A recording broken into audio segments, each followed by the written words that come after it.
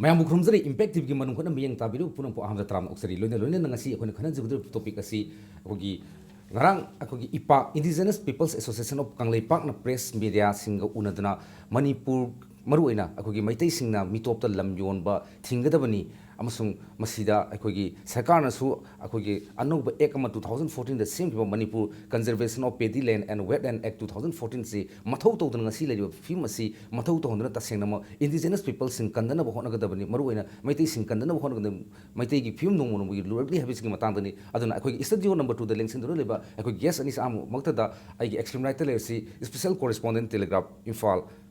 Tamuk Toksom Kileni, Tamu Tram Oxeri, welcome to Manung Hutna. Adu I heck right na Indigenous Peoples Association of Kanglei Paki, Chairman Yamba Sapam Zazadum, Yamba Tram Oxeri, and welcome to Manung Hutna. Tamu Ahmad the concerning Si Yamaruina. Aikogi Tasinmak Maitegi Lam Sing Si Yon Mutamda, Maitai to Maitai Yon, but not Topa community, the Yonganu, Kahari posted, white Tasina, when Kansamtamda, Aikogi tribe, Nasumkogi tribe, Ki Manabadum Yoli, Atopa the Yontopio from the Muslim Nasumkogi, Muslim the Dum Yoli, Atopa the Akogi Yontopio from Amadility. How far Akogi Lady Book conditions, collect on the serious work. Thanksgiving and waiting, Thanksgiving, I already when we opened the park house, 20,327 square kilometers. Masih Manung da Tampaki Park Chow City 2033 square kilometers. Masih da Quiggy, Ladiba, Luktaki 600 square kilometers. Kaidukraga, Amadi on the part Turian, Amadi, Ladiba, Army came sing Tonga office building names Kaidukrakanda. We take a Kunda and a Kalisi, Salmon the 5% Yodi.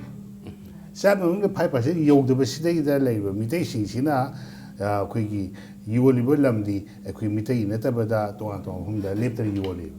I give Wapam Tanzania. Singi saruna 90% ni tabang 10% hai 10% si manung le so akhui tonga tonga community mayama singsi khaidu khra ka khoi na 5% yogdrabani na akhui tung da la ka da khoi gi khoi saru surunda kai guma khoi gi lam sin sum yon be tar ga di mun le pham le ro gi adum gi tha am lak pa ari na kalam dai thamjani na mitei si akhui gi kai gumba lai mana question la ga thambane na law maram di kai ma da akhui major community way mutation. Adubu singi like 90% came to Sopiatre. The Tampactale machine did so a quay Sidiki Hendopiati have a gee, few of the lake. We take him and put the labor, not about a topple is there, the lane we modulate. I said, we take heavy at the city, Lamdam Sida, Hingapal, Lamdam Sida, Sauropal, Lamdam Sida, Pony. Aman Nakalam Day Tamjana, say listening any Puari labor, Iram Dum Sidel labor, major community will be there. See, I quay say couldn't Pana Hingidra, say could have Pana Hingidra have a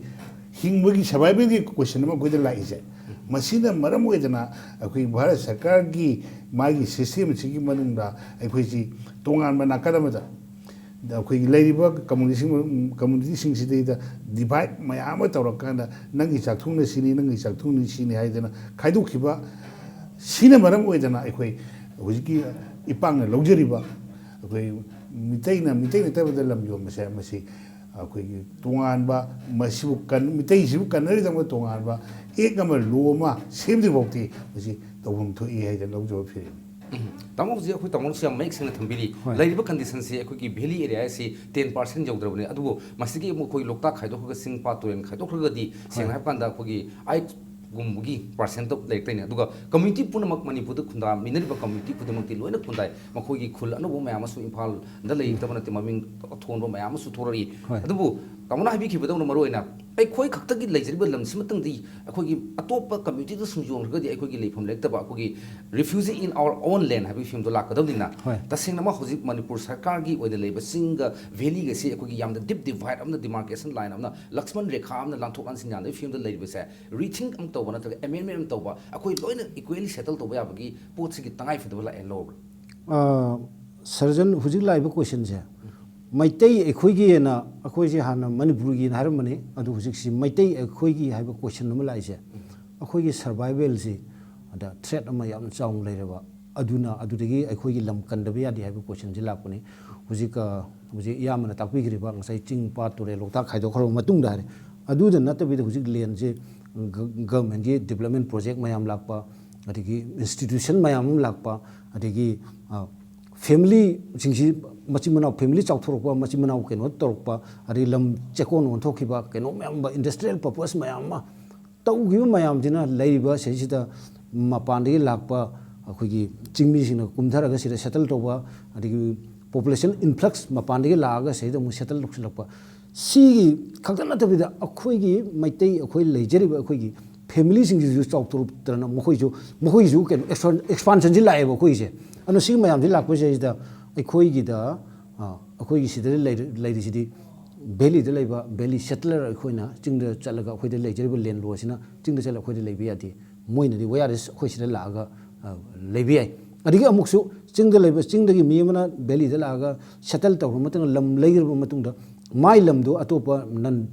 chingmi amana leigi haibodi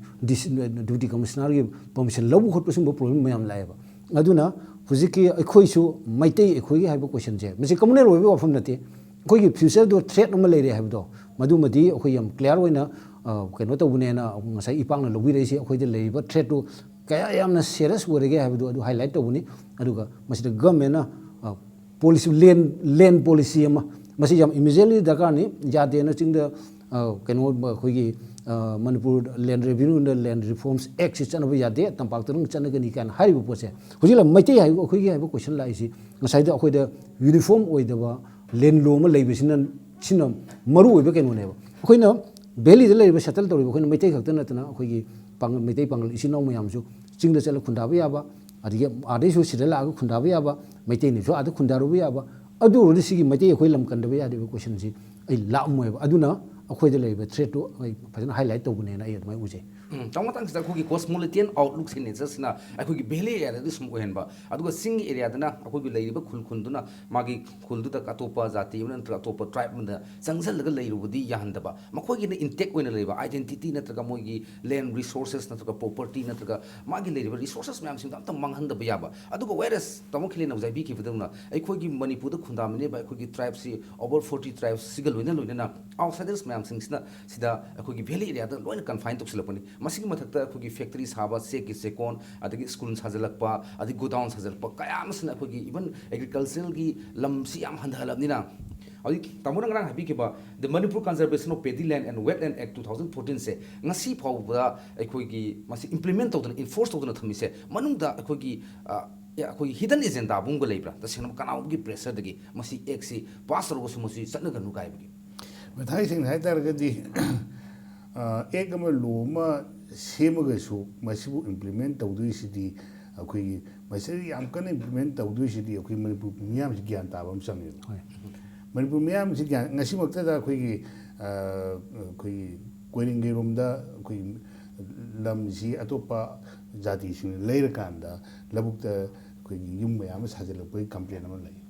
ada SDO da already wakat kre adu SDO da wakat amatungda akhoi haugi tang kun gi nipan December gi tang kun nipan da wakat kibani hauji ngasi tang tai nipani sibo ba kai mo tabu lokatri ada masai da lokatri gi maram kari kino haidna hangmatam da makhoi gi tongan ba office ki busy ba khara adum haire akhoi pamjari di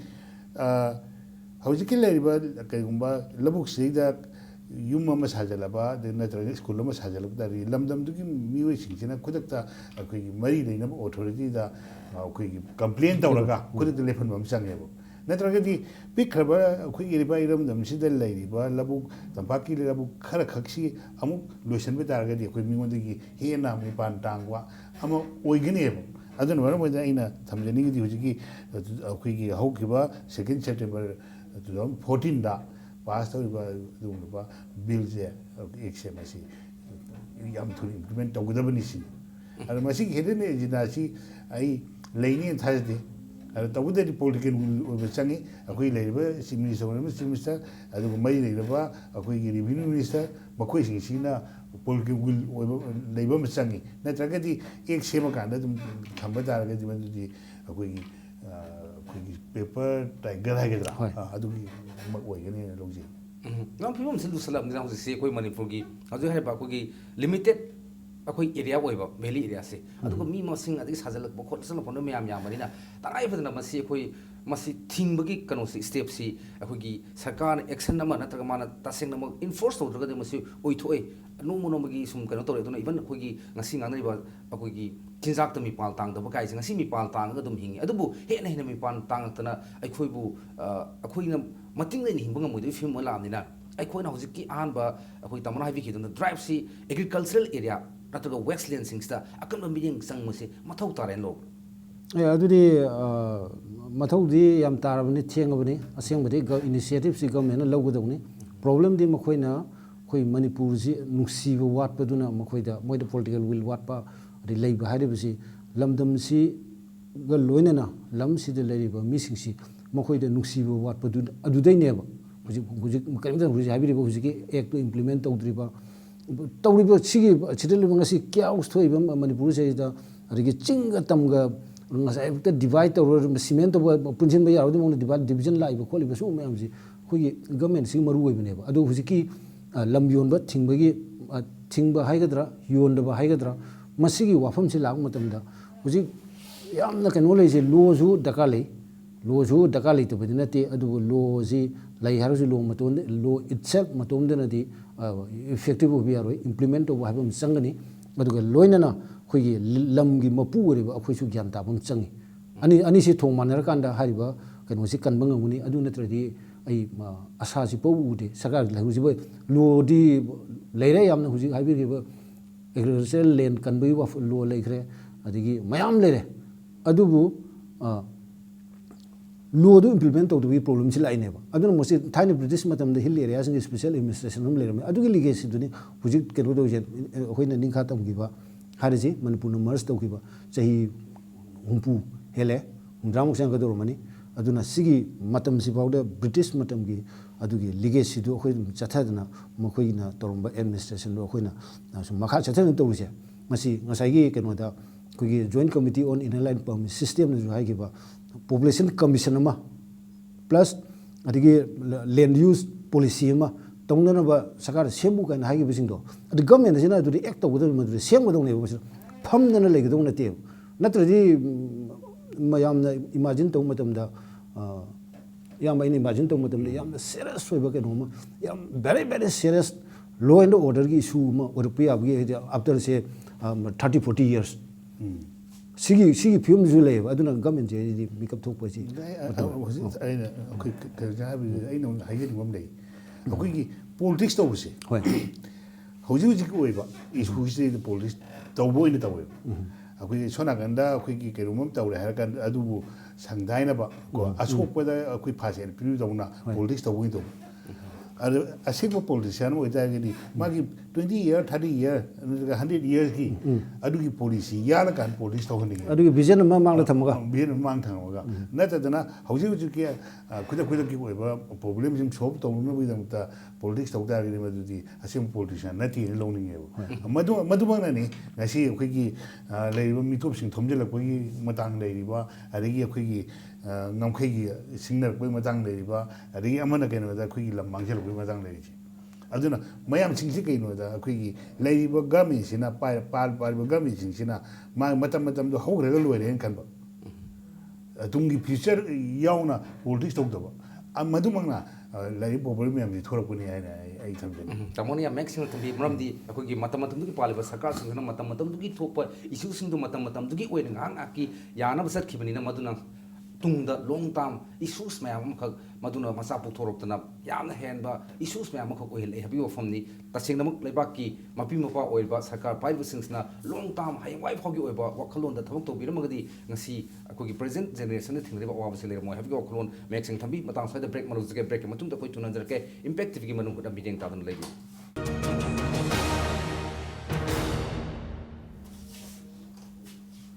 break की मतुंग ma'am अमुक खना तराम ओक्सरी अखोइन ngasi खनजरब topic asi maru oina manipur da leba maitai sing ski film si yamna sokchalagre aikhogi lam sing si atopa da bitop da sum yolagadi sahi gar gi matung da aikhogi leifam leitana aikhogi isagi lamdam da isana refugee obi film do lani abigi matang da atopa jati da or atopa furup sing da khogi lam yon da habigi matang da khana ne jabani matang sta muk tamda makata na laksani si kari gi dong to khogi lam yon da ngasagi broker oiba madu marak da middleman khana khudong sabi am phange be khoi pawm su da jare maramdi khoi local men da yolagadi lakun pibasi atopa outsiders natraka atopa community da yolagada lak ni fu phongmani na sigi factors da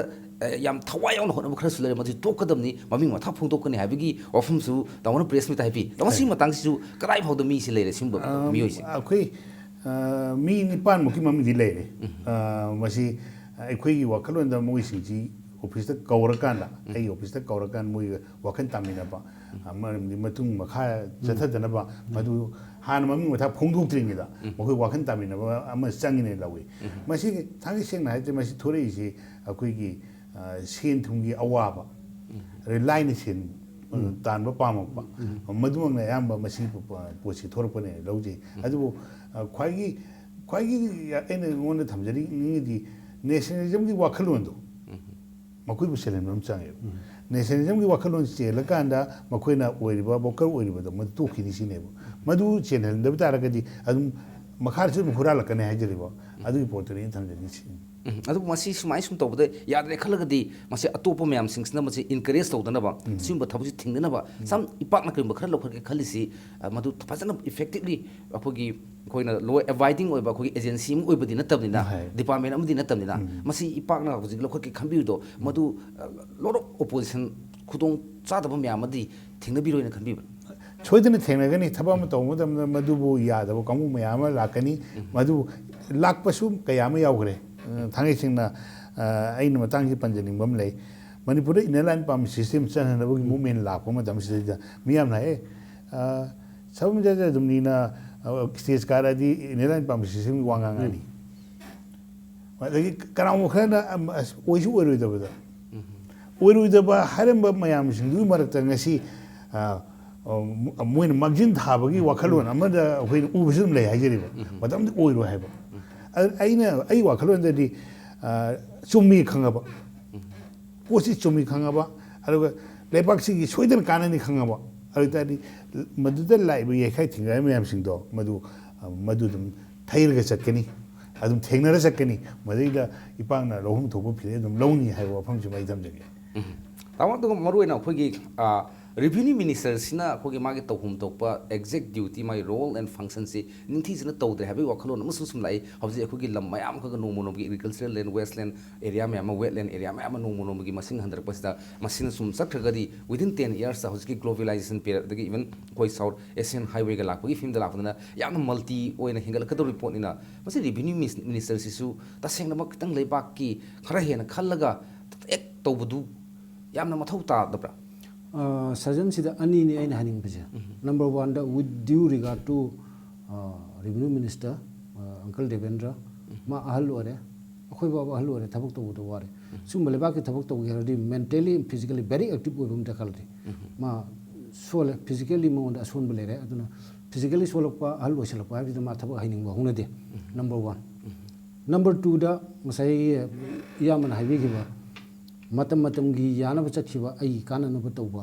haibe leba ki tuna tungda thamba ai personal kana na ba tawbusina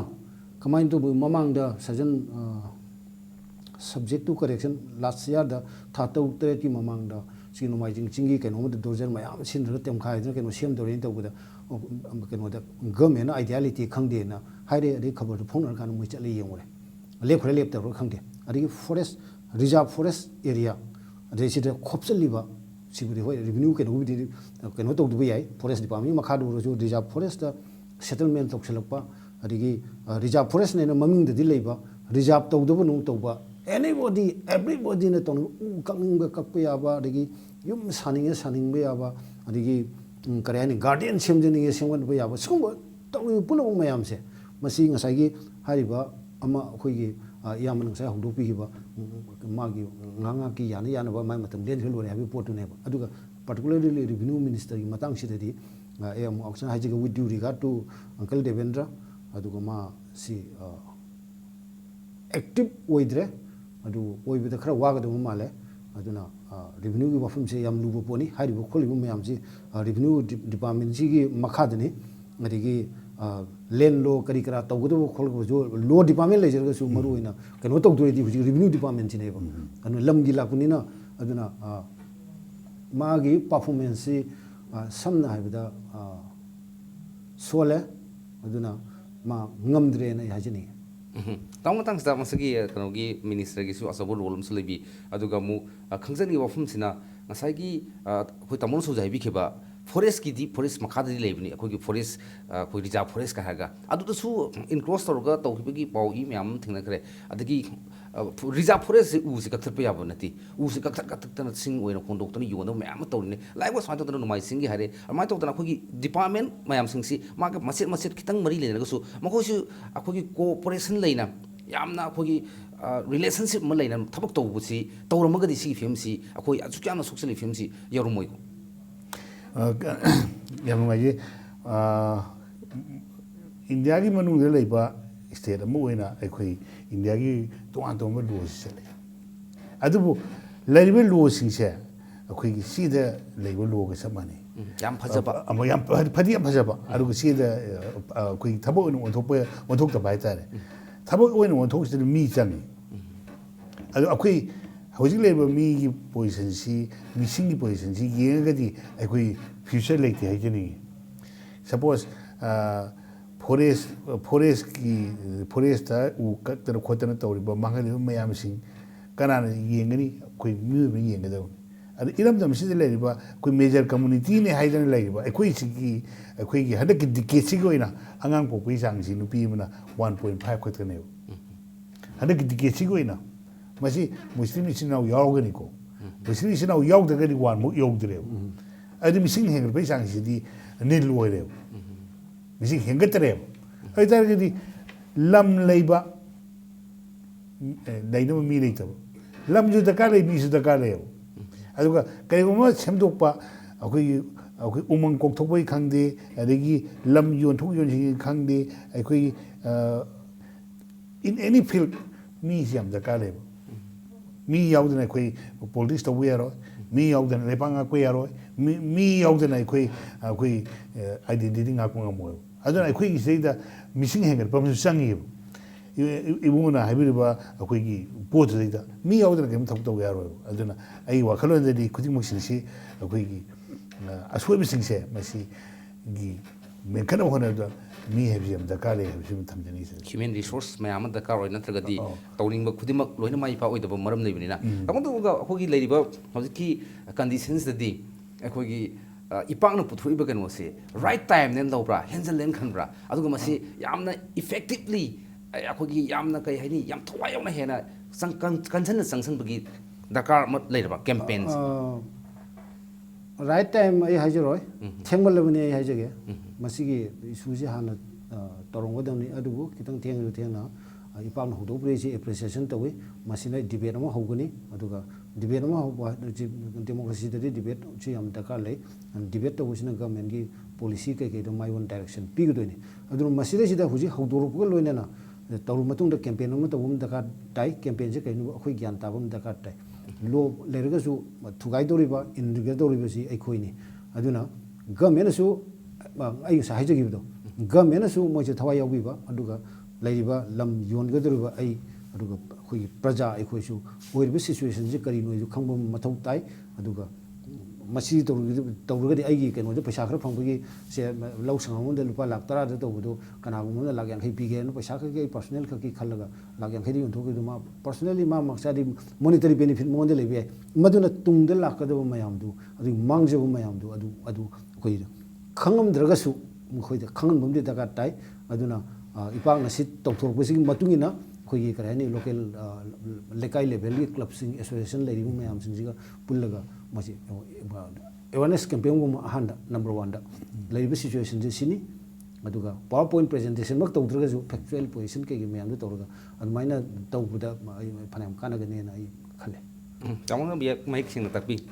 maru na hoski area sin mu lak thisi hosi ngarang media da phone khib digi mayam di panare adubu laikai chatna masi amu hena grassroots level da mkhoi bu awareness pi ba yam understanding leba abu nationalism gi wakhalon masin ba mathau tab dina tasing ipa ki strategy si tasing na yat ba loi big raba hosi ki mass akoi campaign awareness campaign si chatna pi plan lei bi machi leire adu thai singna akoi gano sabi ba oi khwai mathau tari si akoi lamhang leba akoi phil gi yam nakna mafam aduga si mafam jara akoi lam yole kana kana yoli haibi information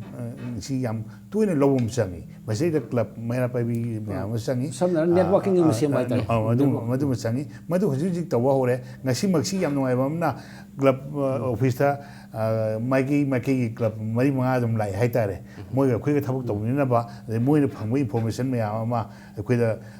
khoi present torpa khoi ga share khoi da share torpa me am lai re adagi am su mo khwai gi noi bamna khoi gi hujik building sari me ama madu bu makha ta na sadana bi jongta khoi ipaki bhaldia singa lam du moi gi kano singa bhaldia singa salakanda khoi gi makha ta na sadana gi wafam thambagi wafam bawa ngasi haugra hai tare yam ngai ji tasing namak press bit ngarang khatang torga response ngasi makta da laikai club me am laktana yamna thawai bo me am nan makai masi kanana ingade kanana lusingade ge habki pot am khak leir magasu tasing namak ipakna laibaki interest a akhogi manipur gi maruina maitai singi interest a work to biraktana awareness ki level do kharada di pibangam bagi mahi do ngasi dai lakpa ora adunodi tasing namak awareness campaign se ningthi jana pangthoga akhogi prajam yamni corporation pivi regadi tasing namak ipakna pamjriba ningjriba wakhalon si soi soidana oibangam bane ge wakhalon matang soi thamjage loina na ngasi gi manung hutna saruk abriba special correspondent telegraph imphal gi tamu khelen thoksom amasung ipa ki chairman sapamsa jadumni